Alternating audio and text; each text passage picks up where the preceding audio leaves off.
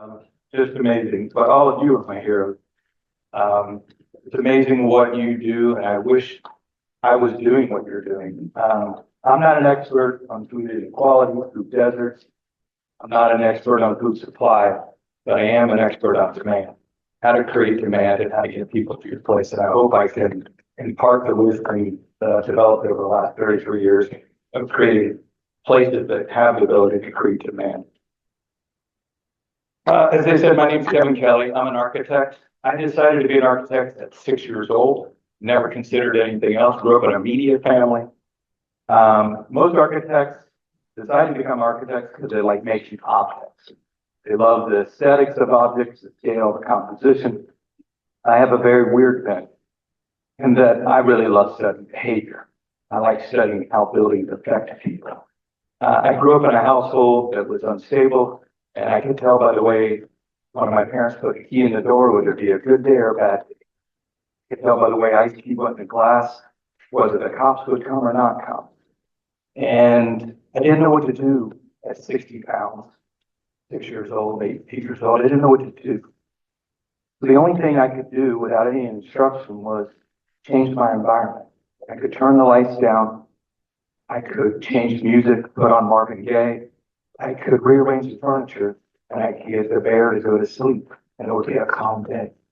And I started figuring out environment affects behavior. You can change environments. And I noticed that the lights were on bright. People got more agitated. If the furniture wasn't set up the right way, people were uncomfortable. And so I started taking this kind of neurosis, this preoccupation, and started studying people at the post office. And people hate going to the post office or Department of Motor Vehicles. I was like, why? Or the checkout at grocery. You see normal people, ministers, just get upset at checkout. The lady or the man would go to the register because they needed to get change, and they go, and all of a sudden I was like, why is this situation more uncomfortable than the butcher department? And I could talk to you all day long about why that is, but we won't get into that right now. But I started noticing how much environment affects behavior. But none of my peers in architecture, they just wanted to make objects. They wanted to design objects. I wanted to design behavior, pro-social behavior. That's what I'm most interested in, is how do places create a sense of community. So in 1992, I thought I was leaving architecture to go start a new firm that was focused on what we call perception design. And I don't mean that loosely like perception management and PR. I mean, how do you perceive your world biologically, socially, emotionally, physically? I was very interested in that, and I thought I was leaving architecture, but I didn't. I'm right smack dab in the middle of it, just with a very unique approach. I have an office in Charlotte, North Carolina, one in Los Angeles. I've probably done 250 grocery stores in my career, tons of restaurant, convenience stores. So I know this industry inside and out, and I've seen a lot of change over the years. I'm going to try to impart some of that wisdom to you today. You know, there's this famous old joke where an older fish asks a younger fish, how's the water? And the younger fish says, what's water? Well, that's actually what's happened to us in place, is that we forget we're in a place. We constantly walk around, not even thinking about it. We're generally glued to our phone, me included. We run into people, we walk into water fountains and out in the middle of traffic because we're completely consumed with this addictive device that is pushing doorbell buttons in our head all day long. It's taken us out of the world and put us somewhere else. But you were never unplaced. That's the thing we take for granted. You are always in a place. Whether you're doom scrolling in bed, whether you're binge watching Netflix, whether you're not being present to your spouse on the anniversary or to your kids, you are always in a place. And that place is in you as much as the food's in you. And if you live off junk food, bad food, it'll affect your health. If you live in bad places and meet in bad places and unhealthy places, if you play in unhealthy places, it will affect your life, your quality of life. That I know, that I can prove to you. I can show you videotapes, I can show you behaviors of pro-social places and anti-social places. So what's happened to us in this world now is we become much more linear, much more concrete, ruthlessly efficient. Everything's on a spreadsheet number. Get rid of the liberal arts, get rid of the novels. You know, men aren't reading novels anymore, period. You just stop reading novels. And once we do that, once we strip everything down to a commodity, we take out humanity. You take out the most important part of what makes us human beings, which is our social wiring to connect with others. Everything in your body, everything, your eye shape, your eye location, the way you walk, is all designed for you to be able to look for enhancements and impediments in life. To look for people that are good, that can help you, because as a cooperative species and social animals, we know we do better in groups. We just know that it's part of our lizard brain. But if we start getting rid of all that, then we become a different type of person that you can see on Twitter. That's the type of person I'm branding towards. Socialization and coming together around the market, around the basic things is incredibly important. We'll talk more about that. So, Annie, 2007 was a pretty big year, all the way up, really, going up to 2011 when they said software eats retail. It eats everything, and it is eating everything. As we said, this whole linear focus, this ruthless efficiency, pretty much letting the engineers take over the world. Okay, and when we do that, we don't have those accidental encounters. Before, I remember going with my mother to the market. She would actually have to dress up, fix her hair. She goes, we're going to run into our neighbors. I have to talk to them. And then we had to talk to them. I had to be polite. I had to tuck in my shirt. I had to behave. We go, well, thank God we have to do that. No, those are good things. Brushing your teeth, putting on clothes, talking to people, combing your hair, learning how to behave. Those are all really good habits to develop. We're spending 7 to 8 hours a day in front of a screen, and it's increasing, it's shooting up. Those are 7 to 8 hours we're not in front of people. Okay? The way we learn, and we take this for granted, we have all these things about how to teach our kids to be better people. The way kids learn how to be better people? By watching other people. As primates, as animals, we watch other people. And so we learn how to be a parent, a grandparent, a husband, a wife, a kid, by watching other people. Generally at the mall, a roller rink, school, going to the market. The accidental encounters that you have with your neighbors and strangers was the best part. For thousands of years, we went to the ancient agora, the market, the mercado, the bazaar. And not only were we buying goods and services, we were part of a great value exchange where we were learning about other cultures, spices from the other world. We were learning about strangers. Wow, that's dangerous. We were learning about strangers and their traditions. And we broke bread together. All of this, I'm telling you over and over, is being reduced almost down to nothing. We don't do this anymore. Now that we work from home, we definitely don't have to put on pajamas or clothes or do anything. We just can work from home. There's got to be more to life than this ruthless efficiency. NASDAQ says by 2040 that 90% of retail will happen online. There are many people that dispute this, including me. And evidence right now is not proving that anywhere close. Well, let's just take it for what it is. If that happens, that means we will have less and less encounters. Because again, I want you to think back to your life before 2007, before all these other things came out. If you wanted to be entertained, you went to a movie. If you wanted to learn about music, you went to the orchestra or the playhouse.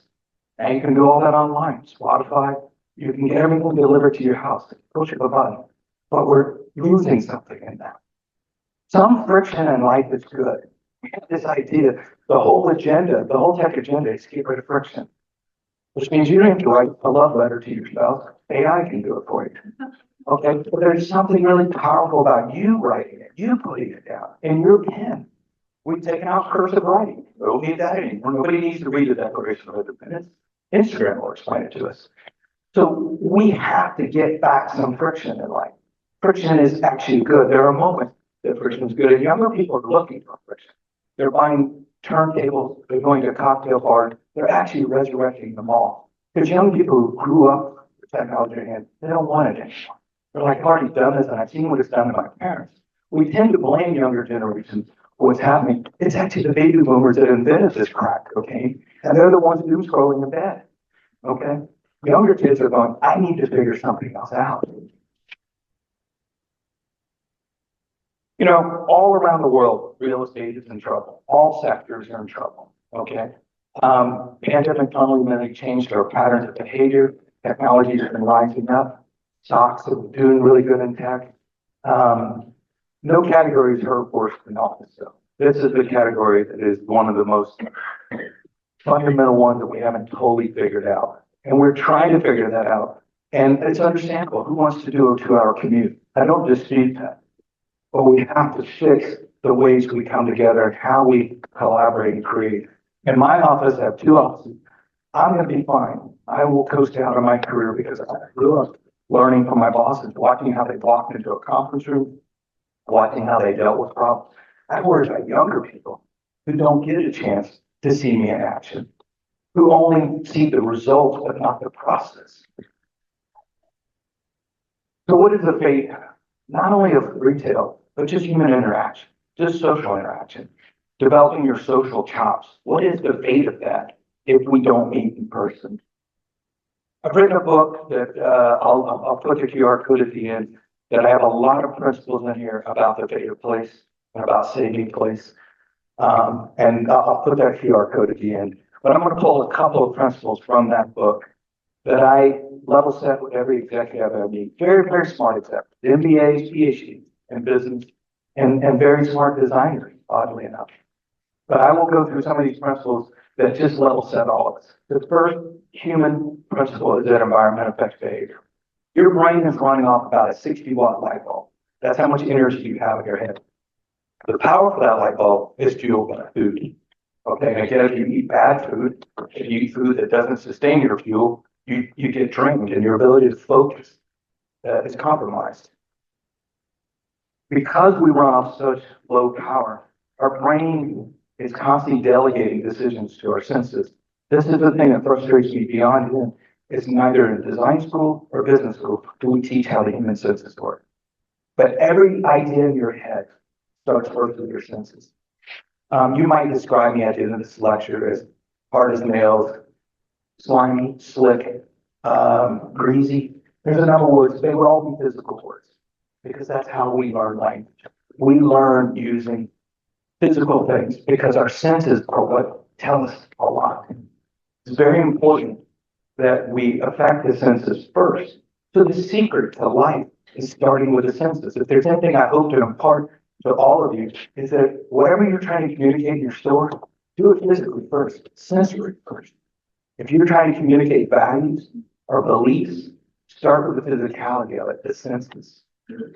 So the first principle I prove to people is, how does environment affect behavior?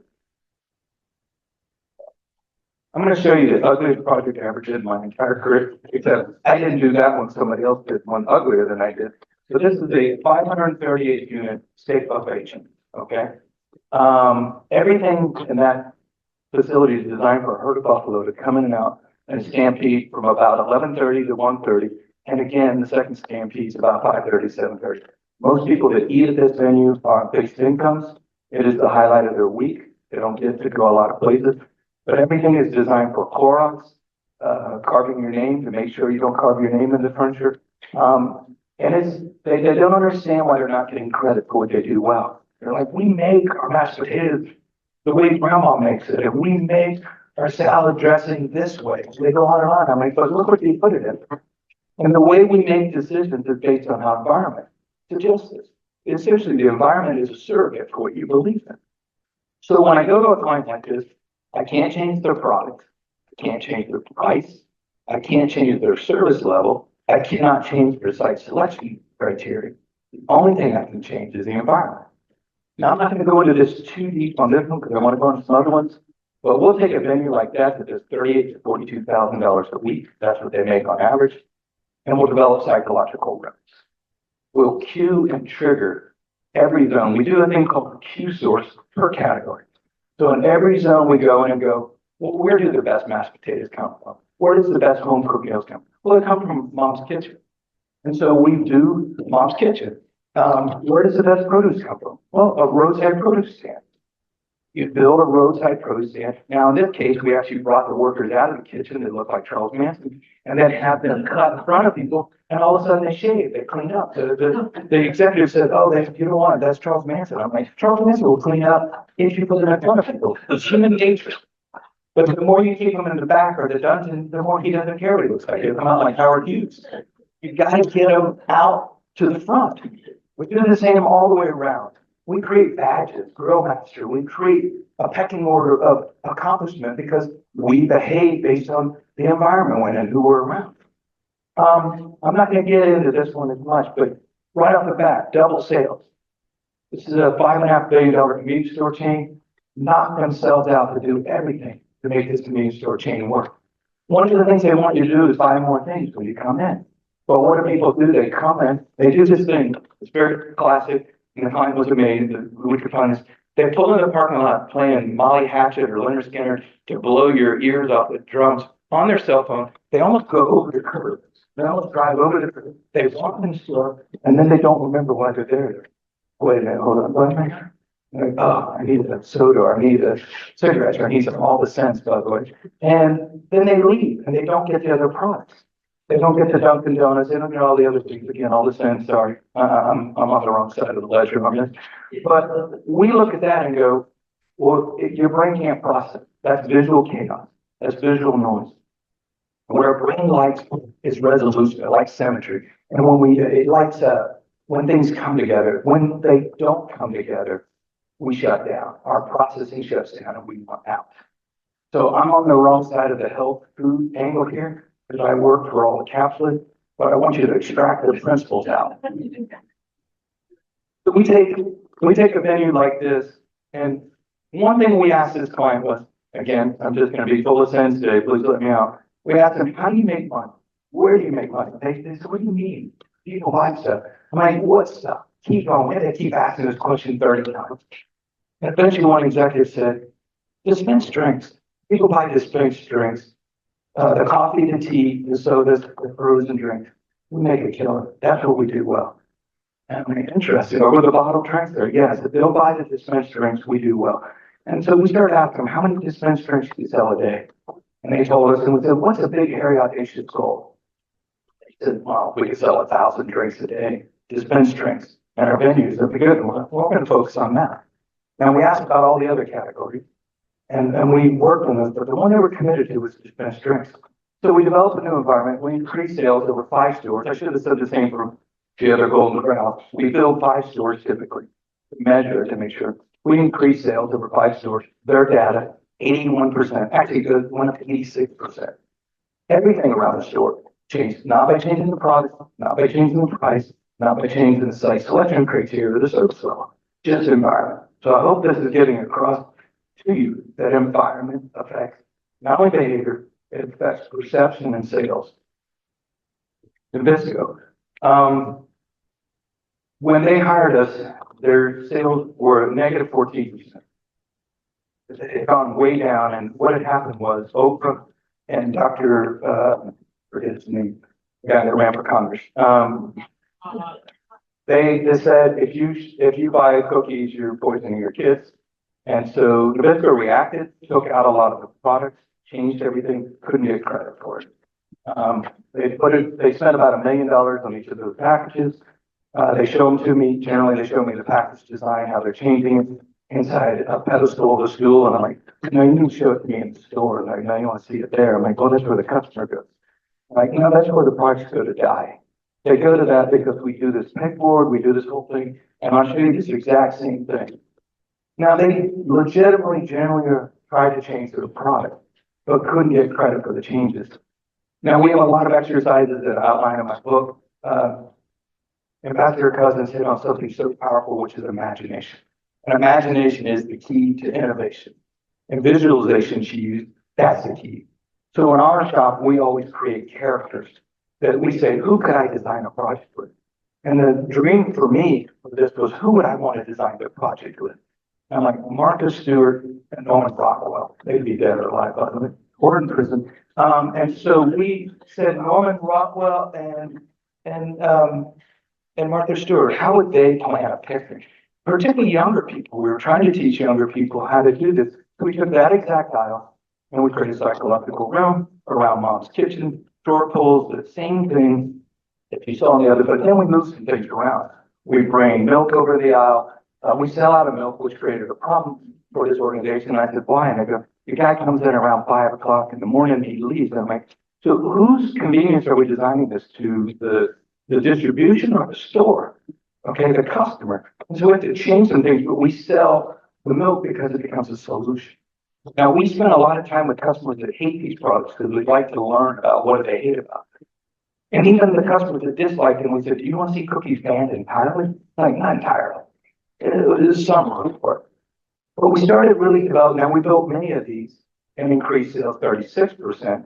But not only that, we increased engagement, basket sizes, the entire aisle went up. So hopefully you believe that environment affects behavior.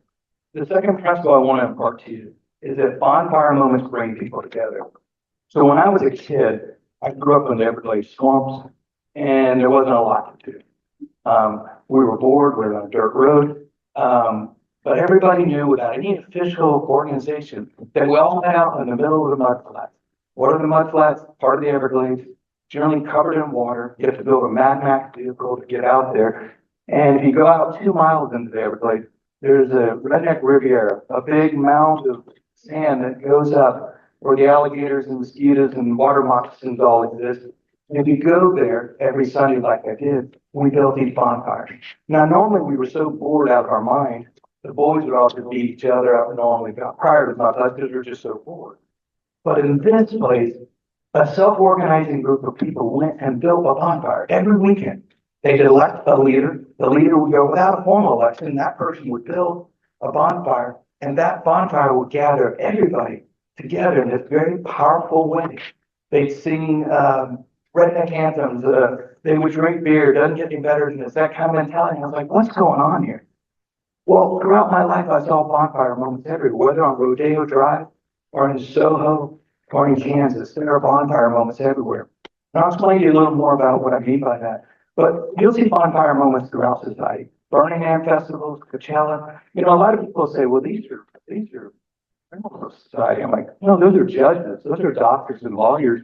They're having a seance. Yes, they're having an experience.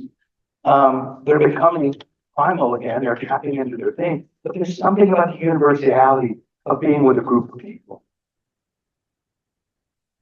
I work for Harley Davidson. In the Harley Davidson world, you know, you have to be very careful what you say. You don't show up to the meeting in a Yamaha jacket, which I did because that can get you beat up. But you can be in a crowd like that of pretty tough people, and you can see Holy Rollers and Hells Angels get on incredibly well. What is it about a place, a gathering that allows people to dispense with their sides, their political opinions, and connect? Rockefeller Center, another wonderful bonfire. Just keeps going. You know, the criticism architects constantly make about the architects, the worst thing ever be said to you is, that's derivative. And derivative means, oh, that's been done before. And the whole premise of architecture is that you're inventing something's never been done. That's a silly, silly, dumb idea. We don't need to invent, we need to recreate Florence. We need to recreate Savannah, Georgia, Charleston, South Carolina, Paris. These places work. What we need to do is study more of that to figure out what did they understand that we're not getting in our modern society that brings people together. Rockefeller Center is not inventive. It just works over and over throughout the ages. These are projects we do all over the United States that are kind of community. They're artificial and that they didn't exist. We normally create them. One in Brookdale Village, the other's 3rd Street Promenade.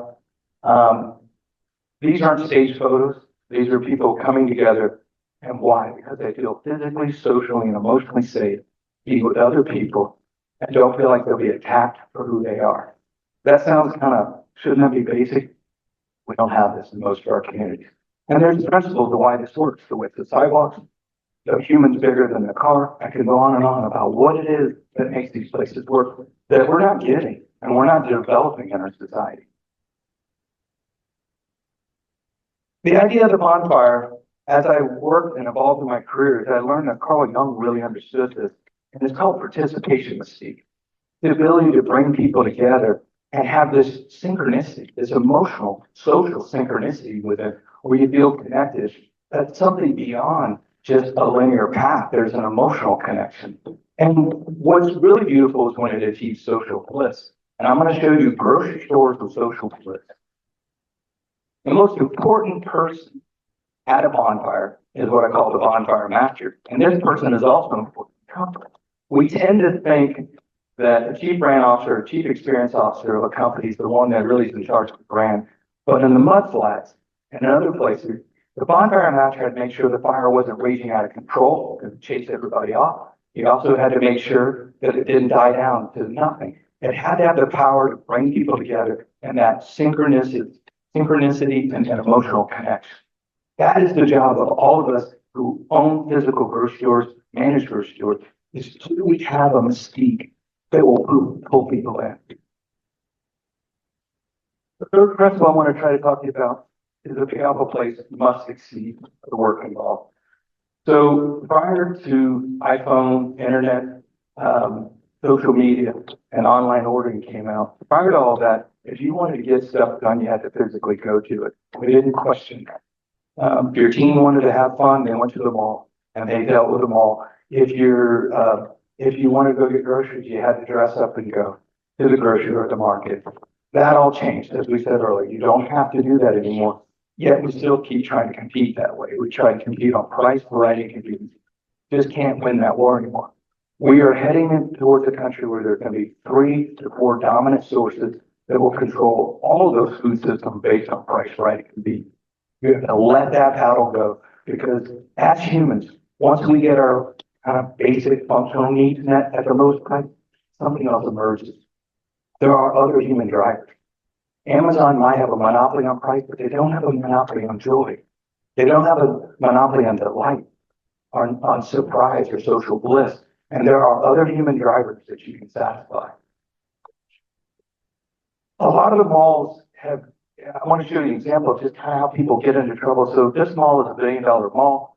Most of the money is spent on the top, but their whole board from all around the world came to visit us in our office and say, well, why didn't it work? I'm like, because you focused on the top and you didn't address the work part. And they said, what's the work part? The work part's this, the parking. It's the worst parking deck you've ever been in. You will get lost. You can put a low jack tracker in your car and you won't find them. Okay? It's impossible. And they made customers go to them. There are surveys over and over. People say, why don't you come again? I don't know if I'm going to deal with that parking.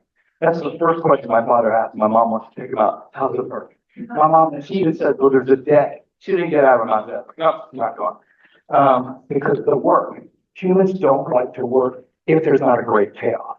There's another mall, $600 million mall. Beautiful, gorgeous museum, which doesn't really fit retail anyway, the way we shop these days. This is what they make you do. These photos I'm showing you are actually from a film company that advertises that if you're looking for a dystopic place where a humanless robot would be that would murder people, we've got it.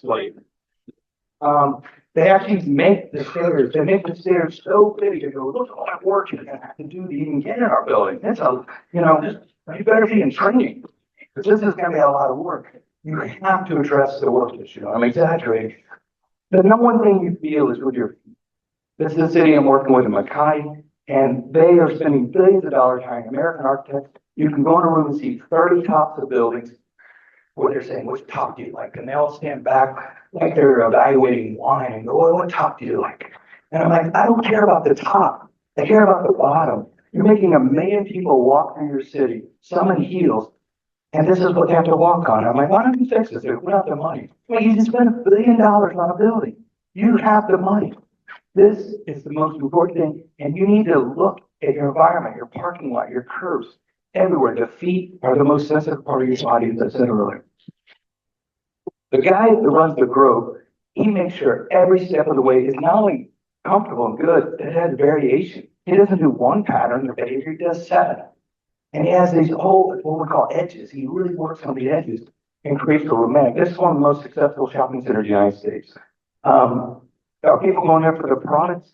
No. Gaps, socks or Banana Republic's khakis, you can get those anywhere. Or Nike shoes, you can get them anywhere. What they're going there for is a sense of temporary community. They're going there to belong and they meander, which is an old retail idea that we've lost. Because everything's about function now, originally.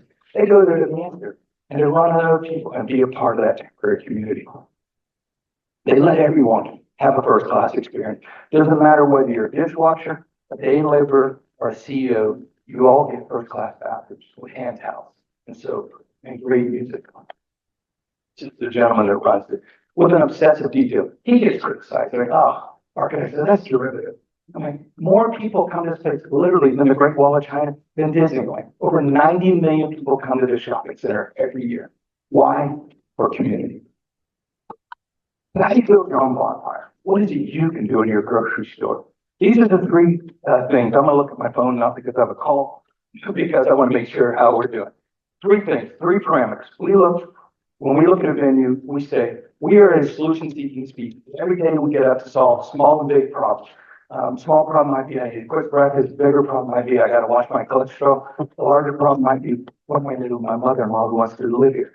That's not happening to me. But we have problems. And the thing I run into companies from top to bottom, I'll ask the CEO, what problem you solve? I ask the mid-level manager, I ask the back boy, what problem you solve? Everybody has a different answer. You need to be very clear about what problem you solve. Some problems are little, some are emotional. Harley tried to solve the little problem, which is a bike that doesn't win on anything. It doesn't win on the track. It doesn't win on the curves. It doesn't win on the price. When I went back to Harley, I said, so my job is to sell the slowest, baddest, hardest to finance, most expensive motorcycle on the market. They're like, yes, that's your job.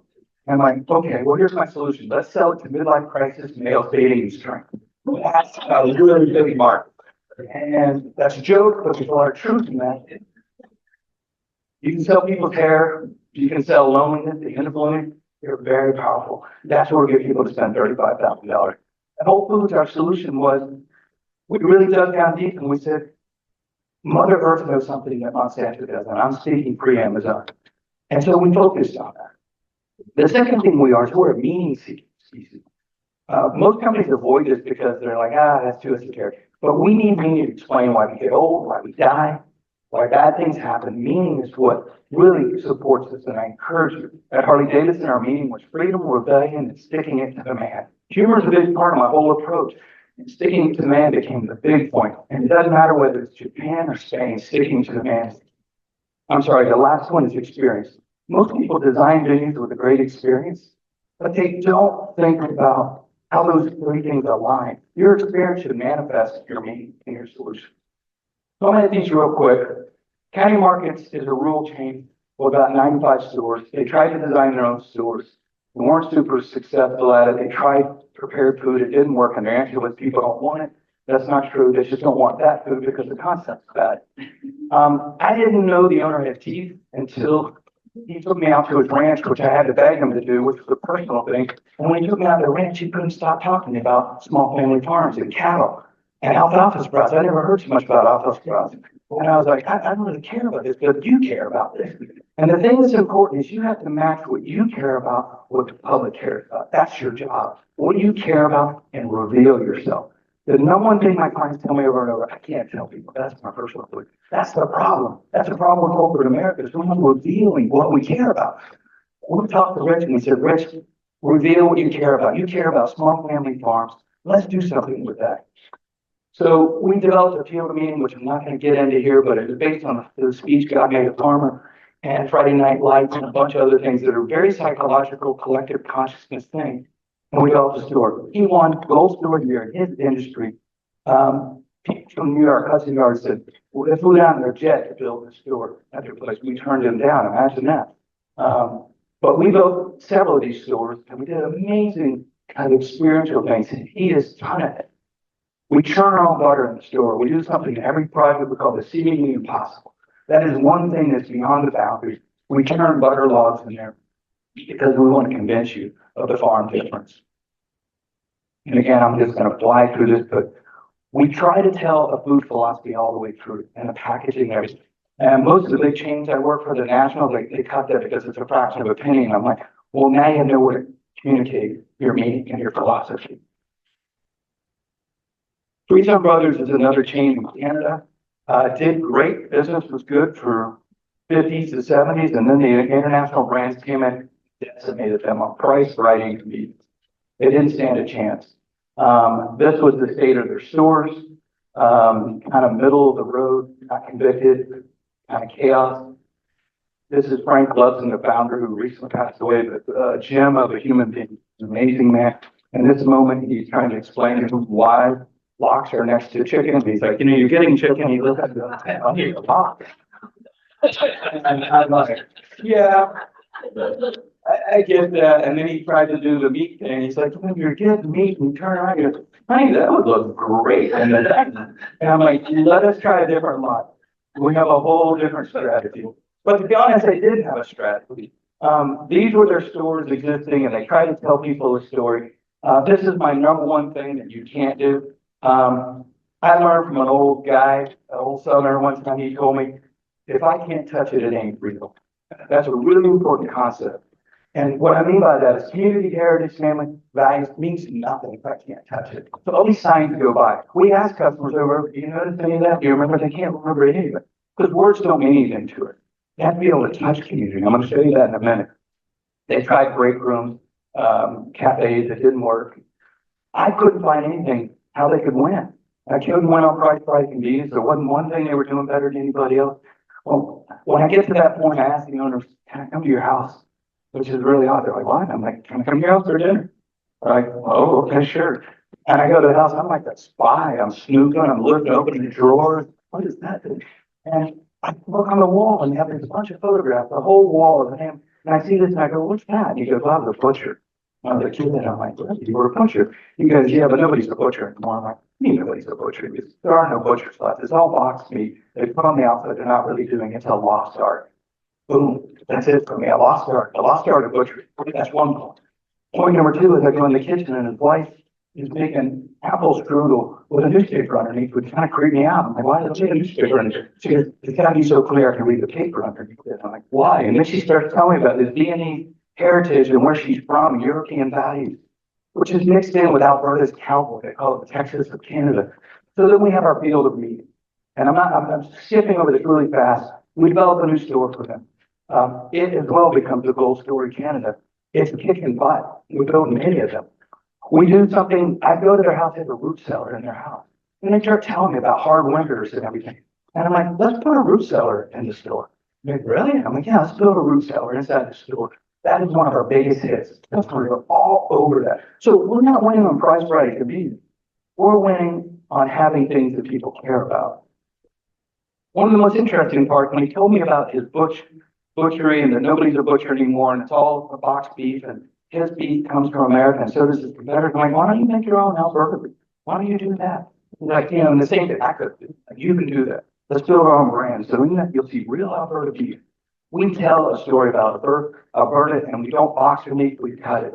Now, here's where the story gets weird. While I was at his house, his uncle came, or his brother came, who was his uncle. His name is Banjo, which kind of freaked me out a little because it was getting loud. And I mean, it's getting dark rather, and there was crickets freaking outside. And Banjo, that sounds like some off Sling Blade. And then we go out to his car, and there's a giant wildebeest in the car, a buffalo, elk, or something, and this queen, kind of like a made mafia man. I'm like, wow, that's a slaughtered animal in the back of his car. And I'm like, what are you doing? He goes, well, I go to stores and I smoke the animals. And I'm like, okay, you smoke the animal. And so we decide, let's create a whole thing called Banjo Smokeout. Well, we built that in the store. And so the last one I'm going to show you, I'm going to jump over this. And this I'm going to hit to the last one. I went way over my time. Mexican grocery store chain. Did okay, but was professionalizing too much. Was getting too much like everybody else. Has an amazing rags to riches story of coming over, building 40 stores. But we want them to double down on Mexico. And so we take on old Albertson. And I want to jump right to it. This is the Albertson. And we increase sales by 600%. There's a security guard to keep people out. There's too many people come to this. One of the most successful stories we've ever seen. You can read it in the New York Times. You can read it elsewhere. Sit down restaurant, tequila bar. People come 3-4 times a week for different reasons. The same store. We're building more of them. It's won every award in the industry, and you can see the hoedown every day. Go to TikTok and you'll see what's happening at this store. It's about food as culture. Thank you very much. You can look at my stuff and look at them. I appreciate it.